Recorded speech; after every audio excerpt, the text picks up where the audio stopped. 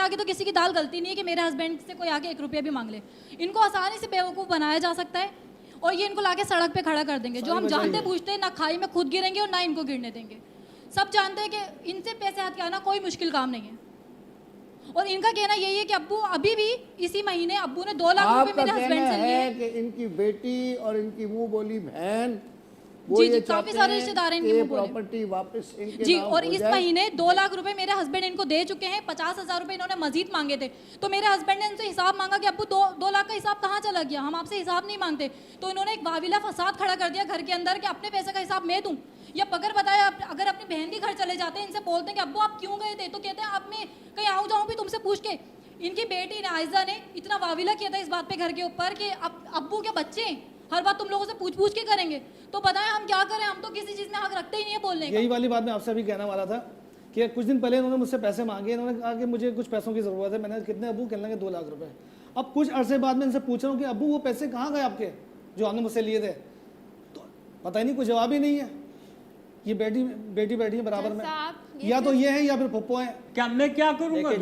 मुसलसल इल्जाम। जब मैंने इनको लाखों रुपए की प्रॉपर्टी दे दी तो मैं वो 2 लाख रुपए करके मैं क्या करूंगा? जज साहब आए दिन आयजा पैसे मांगती रहती है। बयान देना चाहती हूँ। हाँ अगर ये लड़कियों आप बताओ मुझे, ये 2 लाख वाली मैं बताती हूँ, मेरी भी समझ में मैं नहीं आ बता रही। रही हूँ हाँ ना, तफसील। किसी की समझ में नहीं आएगा। इनकी ये बहन बात रहती है हैदराबाद में, उनका घर बन रहा है, ठीक है। इनका मुंह बोला एक बेटा है, उसको भी पैसों की कोई जरूरत नहीं है। आए दिन हमसे जब बिल्कुल। ये अच्छे मूड में होते हैं तो ये 10-20 जिक्र करते हैं। हज़ार और की बात इन्होंने ये भी होती तो जिक्र किया था चलो कि यकीन इनको था। इनके बेटी आयजा को इस पैसों की जब वो जरूरत जो है। कह रहे हैं कि आपकी जो बहन है वहाँ पे इनको हैदराबाद अक्सर में जरूरत पड़ती रहती इनको है। अक्सर जरूरत बना रही पड़ती है। है। लोग अच्छी तरीके से जानते हैं कि ये पैसे कहाँ नहीं बना रहे हैं। अब्बू के पास इतने ही पैसे होते तो वो ओल्ड हाउस जाने से पहले, जो अब्बू 1 हफ्ते पहले मेरे घर आए थे, मुझसे 500 रुपए क्यों लेते? गलत, कोई 500 रुपए अब्बू ने नहीं। अब्बू ने लिए जज थे। साहब, मैं एक ये जो बात, आप अपनी तरफ से कहानियां बना रही हैं, बयान सब पेश जानती हूँ करना मैं। चाहती हूँ, जो कि मैं नहीं चाह रही थी, लेकिन अब इतना सब कुछ होने के बाद मेरा चुप रहना बनता नहीं है। तो जज साहब, जब आयजा की नन की शादी हो रही थी 1 महीने पहले, ये हमारे यहाँ आई कार्ड देने। तो ये अब्बू के रूम में चली गई। अब्बू के रूम में ये चली गई, अब्बू से बातें कर रही थी, तो मैं चाय लेकर चली गई। मैंने कहा चलो मैं रूम में ही दे देती हूँ चाय जाकर। तो मैं जैसे ही गेट पे पहुंची तो मुझे आवाज़ें आ रही थी, अब्बू और आयजा आपस में बात कर रहे थे जायदाद के बारे में ना। तो मैं सुनने लग गई कि चलो मैं सुनती हूँ, कोई इंपॉर्टेंट बात हो रही होगी, मैं ऐसे ही अचानक अंदर चली जाऊँ, बात ख़त्म हो जाए तो मैं अंदर जाऊँ। फिर मैंने बात सुनी, इनकी जायदाद के बारे में कोई बात कर रहे थे ये ना।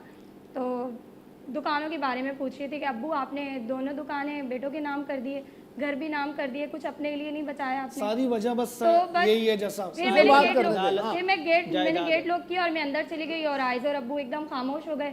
फिर मैं इनके पास ही जाके बैठ गई। उसके बाद जो है आयजा अपने घर चली गई। फिक्स 1 महीने बाद अब्बू का इस तरह ओल्ड हाउस में जाना, फिर आयजा के यहाँ से बरामद होना। तो जज साहब मुझे ऐसा लगता है कि इसमें सिर्फ आयजा की ही प्लानिंग है। बिल्कुल। आयजा चाहती है कि अब्बू की जो दुकान है वो अब्बू पहले अपने नाम करवाएं, बाद में वो अदालत के थ्रू मेरे नाम करवाएं। क्या अब्बू से अदालत में जाने की जरूरत ही नहीं पड़ी? आपके सामने कह रही है कि ये मेरे पास, थोड़ी है। हमारे पास आते नहीं है। दूसरे अल्फाज में कह रही है कि 500 रुपए लेने के लिए भी मेरे पास आ जाते हैं।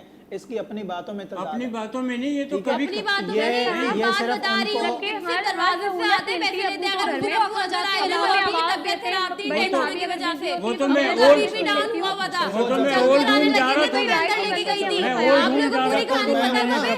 जब तक मैं हूँ अब्बा जान और का जो बहुत ये ख्याल ना रखता हूँ शादी मैं। की दावत देने आई एक चीज थी, का ख्याल रखता हूँ अब्बा भाई जान 1 की। मिनट, शादी की दावत देने आई थी और इन्हें क्या कह रही थी, अब्बू ने मुझे कहा था कि बेटा जब से मैंने इनको प्रॉपर्टी बांटी ना, दे दी सब तकसीम से, तो इनका मुझे बिहेवियर ना अजीब सा लग रहा है, पता नहीं क्या हो गया, मुझसे कोई गलती हो गई। मैंने अब्बू को समझाया, अब्बू नया दिया है, हो सकता है नहीं संभल रहा हो, भाई परेशान हो, छोटे भाई परेशान हो, नहीं अचानक से इतनी जिम्मेदारी पड़ गई है,